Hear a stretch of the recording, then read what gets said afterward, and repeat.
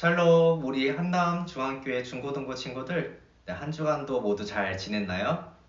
오늘 이 시간도 복된 주일 전도사님과 함께 하나님께 예배드리도록 하겠습니다. 나는 전능하신 아버지 하나님, 천지의 창조주를 믿습니다. 나는 그의 유일하신 아들, 우리 주 예수 그리스도를 믿습니다. 그는 성령으로 잉태되어 동정녀 마리아에게 나시고 본디오 빌라도에게 고난을 받아 십자가에 못 박혀 죽으시고 장사된 지 사흘 만에 죽은 자 가운데서 다시 살아나시며 하늘에 오르시어 전능하신 아버지 하나님 우편에 앉아 계시다가 거기로부터 살아있는 자와 죽은 자를 심판하러 오십니다. 나는 성령을 믿으며 거룩한 공회와 성도의 교제와 죄를 용서받는 것과 몸의 부활과 영생을 믿습니다. 아멘. 오늘 우리 친구들과 함께 나눌 말씀은 마태복음 18장 23절에서 31절 말씀입니다. 마태복음 18장 23절에서 31절 말씀입니다. 전도사님과 함께 읽어보도록 하겠습니다. 그러므로 천국은 그 종들과 결산하려 하던 어떤 임금과 같으니 결산할 때에 만 달란트 빚진 자 하나를 데려오매 갚을 것이 없는지라 주인이 명하여 그 몸과 아내와 자식들과 모든 소유를 다 팔아 갚게 하라 하니 그 종이 엎드려 절하며 이르되 내게 참으소서 다 갚으리이다 하거늘 그 종의 주인이 불쌍히 여겨 놓아 보내며 그 빚을 탕감하여 주었더니 그 종이 나가서 자기에게 100데나리온 빚진 동료 한 사람을 만나 붙들어 목을 잡고 이르되 빚을 갚으라 하매 그 동료가 엎드려 간구하여 이르되 나에게 참아주소서 갚으리이다 하되 허락하지 아니하고 이에 가서 그가 빚을 갚도록 옥에 가누거늘 그 동료들이 그것을 보고 몹시 딱하게 여겨 주인에게 가서 그 일을 다 알리니라. 아멘. 네, 지난 시간 우리 친구들과 함께 나눴던 말씀은 바로 씨 뿌리는 비유에 대한 말씀이에요. 즉, 이 우리 마음이 신앙을 받을 수 있는 하나님에 대한 그 믿음을 받을 수 있는 그런 마음인데 우리 마음이 길가나 돌밭이나 가시밭에 뿌려지게 되면 새들이 와서 그 씨를 잡아먹거나 해에 타서 마르거나 혹은 뿌리는 내리지만 모두 다 열매는 맺지 못한다고 했어요. 하지만 우리 마음이 어떤 마음? 바로 좋은 밭일 때는 바로 30배, 60배, 100배의 열매를 맺는다고 그렇게 말씀을 들었습니다. 오늘 말씀을 똑같이 예수님께서 사람들에게, 제자들에게 이런 비유 말씀을 해주셨어요. 바로 무자비한 종에 대한 비유예요. 오늘 말씀을 보게 되면 23절에 이렇게 말하고 있어요. 그러므로 천국은 바로 하나님 나라는 그 종들과 결산하려 하는 어떤 임금, 즉 어떤 왕과 같다고 이렇게 말씀하고 있습니다. 즉 하나님 나라는 바로 결산하는 때, 이 결산이 뭔가요? 우리 친구들은 아직 결산에 대해서 잘 모르는 친구들도 있을 텐데 이제 회사 생활을 하다 보면 연말 결산을 하게 됩니다. 교회도 마찬가지예요. 근데 이렇게 결산을 하면 그 한 해 동안 있었던 것을 총체적으로 그 예산안이라든가 전체적인 것을 한번 검토해 보는 거예요. 한번 확인해 보는 거예요. 이것을 결산이라 하는데 즉 하나님 나라는 이렇게 결산을 하는 어떤 임금과 같다, 왕과 같다고 했어요. 여기서 왕은 당연히 하나님이겠죠. 그런데 이렇게 왕이 결산을 해보니까 어떤 빚진 자 한 사람을 발견하게 돼요. 근데 이 사람은 무려 10,000달란트를 빚진 자라고 이렇게 말하고 있습니다. 우리 친구들이 생각할 때 이 달란트는 어느 정도의 가치를 가진 돈일까요? 이 달란트는 뭐냐면 바로 금 덩어리예요. 금인데 무려 27.216kg이나 되는 바로 그런 금 덩어리입니다. 현재 우리의 가치로 계산하게 되면 20억 4,298만 825원이에요. 즉 20억이나 되는 그런 가치를 가진 게 바로 한 달란트예요. 그런데 여기서 이 종은 한 달란트 빚진 게 아니라 무려 10,000달란트를 빚진 그런 종이라고 말하고 있어요. 10,000달란트는 계산하게 되면 어떻게 되는 거죠? 무려 20조가 넘는 그런 돈이에요. 우리 친구들 이 돈을 생각해 볼 수가 있나요? 1억도 보기 힘든데 무려 20조나 빚을 졌다고 이렇게 이야기를 하고 있어요. 당연히 이 종은 이 돈을 갚을 수 있을 여력이 있을까요? 1억도 갚기 힘든데 무려 20조나 되는 돈을 갚을 여력이 없어요. 그래서 오늘 말씀을 보게 되면 25절에 갚을 것이 없는지라라고 이렇게 이야기를 하고 있습니다. 즉 이 돈은 전혀 갚을 수 없는, 전혀 생각될 수 없는 그런 엄청난 액수의 돈을 빚을 진 종이에요. 만약 만 달란트가 아니라 1달란트, 단 1달란트라도 갚기 위해서는 어떻게 해야 되냐면 단 하루도 일을 쉬지 않고 다치지도 않고 매일매일 그렇게 16년 동안, 몇 년 동안? 16년 동안 일을 해야지 갚을 수가 있다고 합니다. 그러자 주인은 어떻게 했어요? 임금 왕은 그래 너가 갚을 수 없어? 그러면 너의 몸과 너의 가족들 모두를 옥에 가둬서 너의 소유를 다 팔아서 갚게 하라고 하는 거예요. 즉 이 종은 이 상황은 어떤 상황이에요?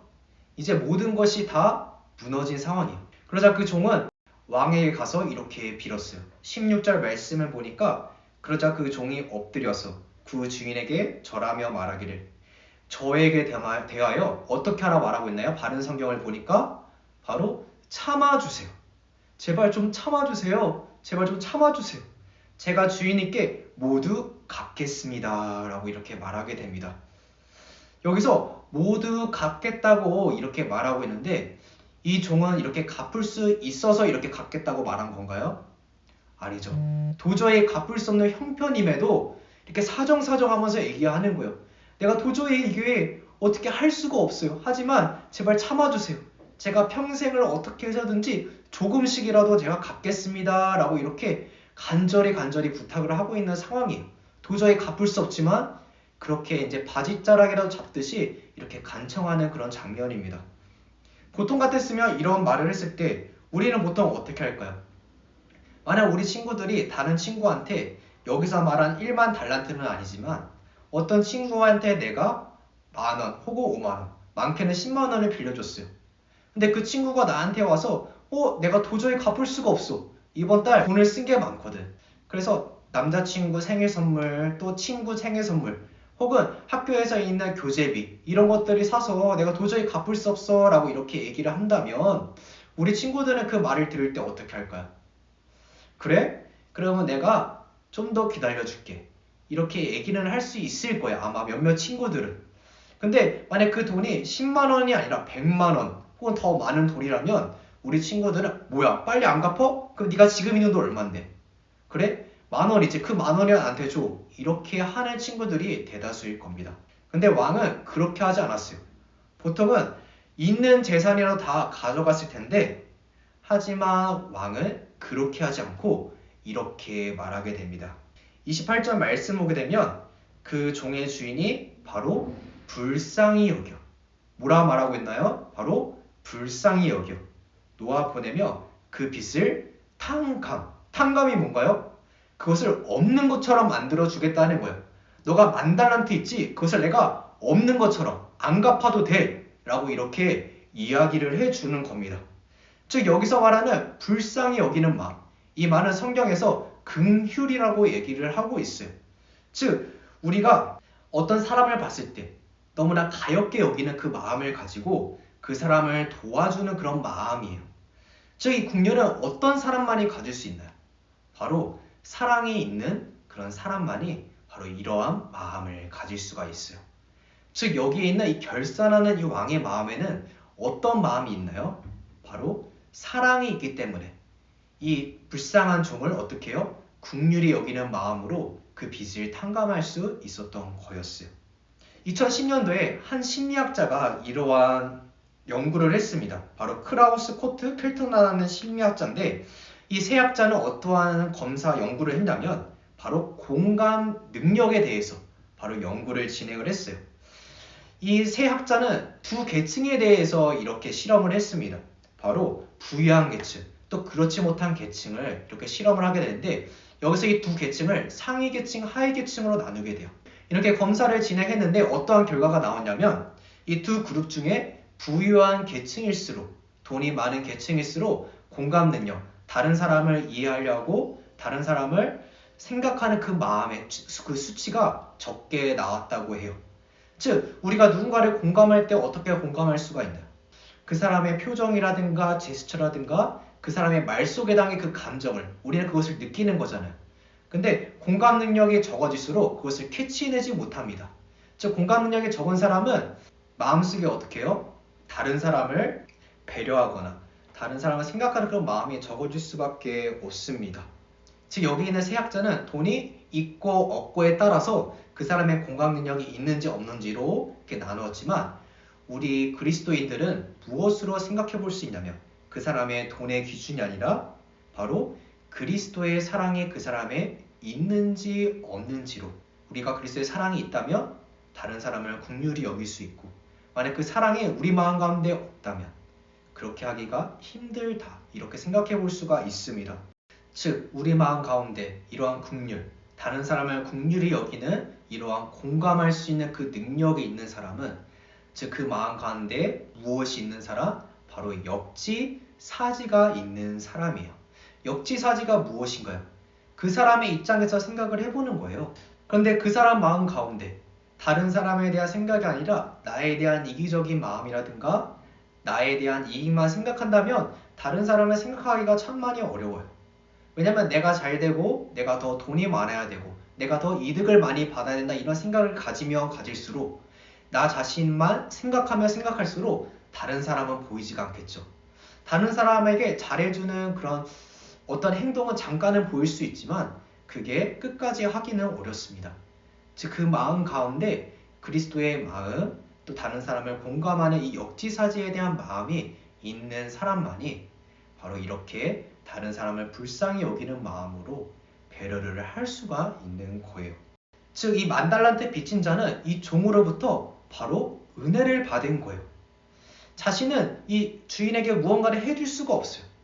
10,000달란트에 그 작은 것 하나라도 갚을 수 있는 그 형편과 여력이 되지를 않아요. 그럼에도 이 주인에게부터 자신의 그 모든 것을 탕감받았기 때문에 우리는 이것을 은혜라고 말할 수가 있습니다.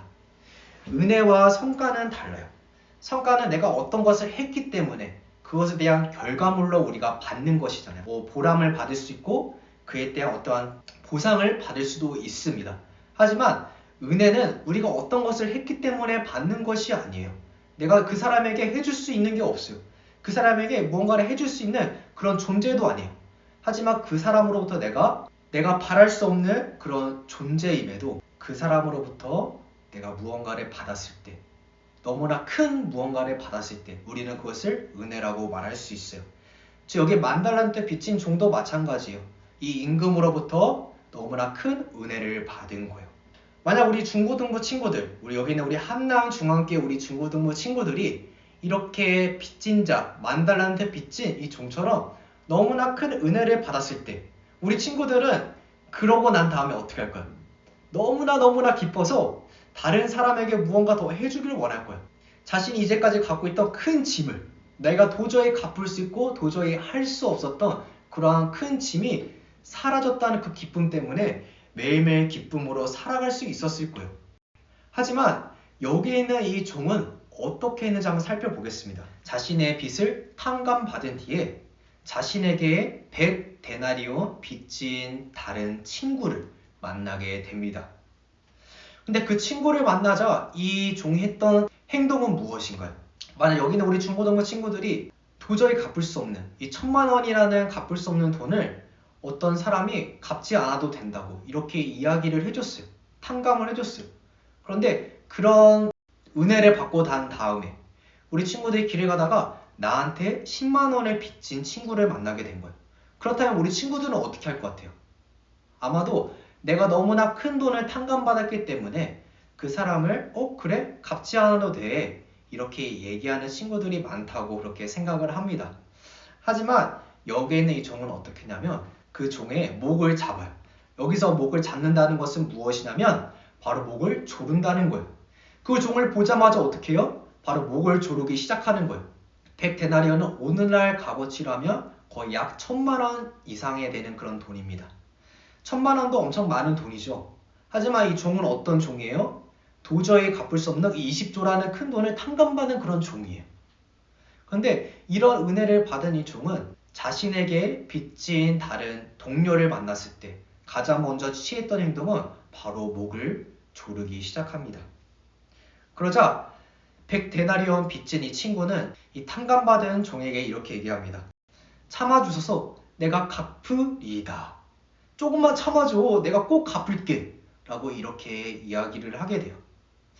이 말은 어떤 말과 똑같나요? 좀 전에 10,000달란트 빚진 이 탕감받은 종과 똑같은 얘기를 바로 자기에게 빚진 이 친구가 하고 있는 거예요. 하지만 이 10,000달란트 탕감받은 종은 어떻게 했나요? 30절에 허락하지 않았다. 무정하게 무자비하게 단칼에 거절하고 있는 거예요. 그리고 심지어 이 종을 어떻게 해요? 감옥에 들어가게끔 하게 합니다. 이 10,000달란트 빚진 종은 너무나 큰 은혜를 받았습니다. 너무나 도저히 갚을 수 없는 그러한 빚을 탕감받았음에도 자기와 똑같은 처지, 이 종을 용서하지 못해요. 그 종을 보자마자 가장 취한 행동은 뭐예요? 먼저 한 행동은 바로 목을 조르는 거예요. 너무나 기쁜 마음을 주체할 수가 없어서 그 기쁨으로 인해 이 종을 따뜻하게 안아주지는 못할 만정 바로 가장 먼저 목을 조르는 그런 무자비한 모습을 우리는 볼 수가 있습니다. 고린도전서 13장은 바로 사랑장이에요. 여기서 사랑에 대해서 계속 얘기해 주는데 5절 말씀을 보게 되면 바로 사랑은 무례히 행하지 않는데요. 그리고 자기의 유익을 구하지 않는데요. 그리고 성내지 않는데요. 그리고 악한 것을 생각하지 않는데요. 그런데 여기서 10,000달란트 빚진 종은 이 모든 것에 반대를 행동하고 있어요. 목을 조르는 그런 무례한 행동을 하게 되고요. 또 자기의 유익을 구하는 거예요. 빨리 갚으라고 이렇게 소리칩니다. 그리고 화를 내며 성내며 그러니까 악한 그런 생각까지 하는 것을 볼 수가 있어요.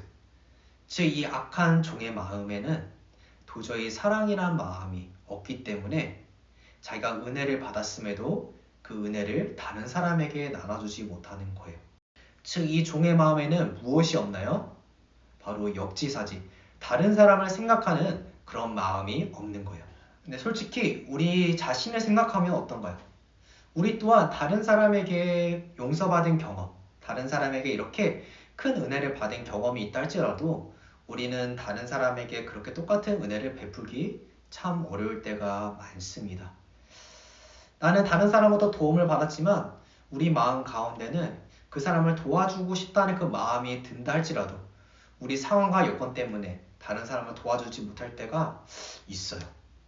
그런데 여기서 이 종은 어떤 상황이에요? 바로 10,000달란트란 빚을 탕감받은 그런 종이에요. 그리고 무엇보다 탕감받은 그 직후 바로 그 다음에 자신에게 빚진 다른 100다리온 빚진 그 종을 만난 거예요.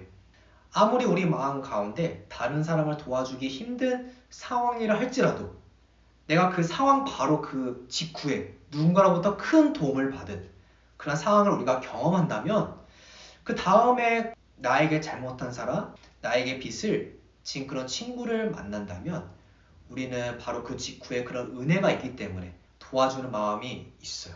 그런데 여기에 있는 이 종은 바로 그런 상황이 바로 그 직전에 있었음에도 그런 은혜를 바로 받았음에도 그런 종에게 용서하지 못하는 것을 오늘 말씀을 통해서 볼 수가 있습니다. 전도사님도 중학교 때 이렇게 용서하기 힘든 친구들이 있었어요. 1년 넘게 전도사님에게 학교 폭력을 하고 괴롭혔던 그런 친구들이에요. 전도사님 그 친구들에게 무언가를 해줄 수가 없어요. 보복할 수도 없고 다르게 다른 사람한테 알릴 수 있는 그런 상황과 여건이 아니었어요. 그럴 때 전도사님이 하는 것은 무엇이냐면 바로 하나님께 기도를 했습니다. 우리 친구들도 마찬가지예요. 내가 누군가를 도저히 용서할 수 없는 그런 상황 가운데 우리가 할 수 있는 것이 있어요. 도저히 그 사람을 때리거나 그렇게 하지 못할지라도 우리가 할 수 있는 것은 바로 무엇이냐면 기도예요. 내가 그 친구를 저주하는 기도를 할지라도 우리 친구는 하나님께 기도해야 돼요. 전도사님 똑같이 그 괴롭히는 친구를 생각했을 때 처음에 어떻게 기도했냐면 그 친구를 하나님께서 버려주세요. 심지어는 전도사님 마음 가운데 그 친구를 죽이고 싶다는 그 마음이 너무나 가득 찼었습니다.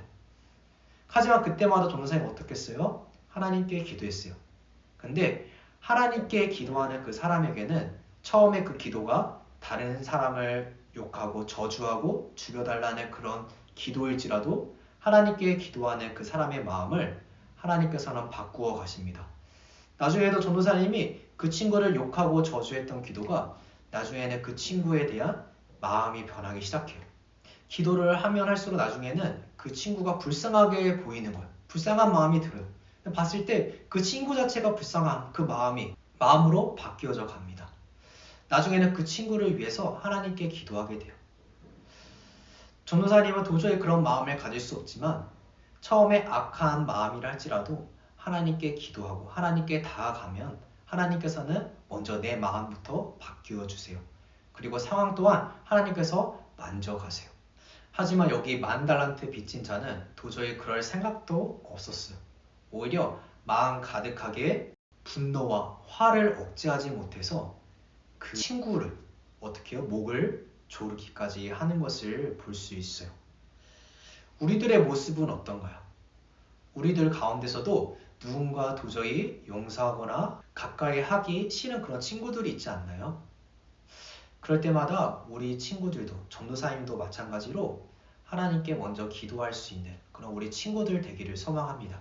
그 다음에 나는 이 종과 같이 10,000달란트 빚진 그 종과 같이 나 또한 누군가로부터 이러한 은혜를 받은 그런 경험이 있는지, 내가 하나님께로부터 다른 사람에게로부터 이런 큰 은혜를 받은 경험이 있는지 한번 돌아보는 이런 한 주간 되기를 소망합니다.